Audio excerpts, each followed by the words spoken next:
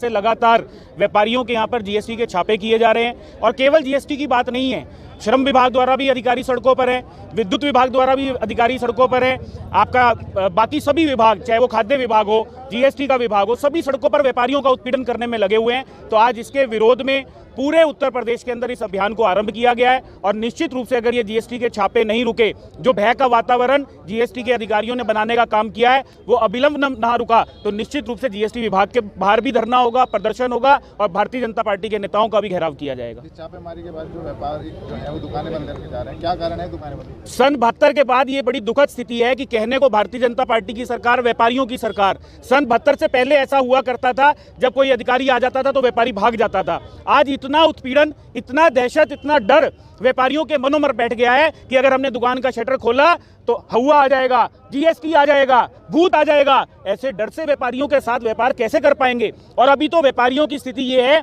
कि लगभग हर तिमाही के अंदर जीएसटी की कलेक्शन बढ़ रही है।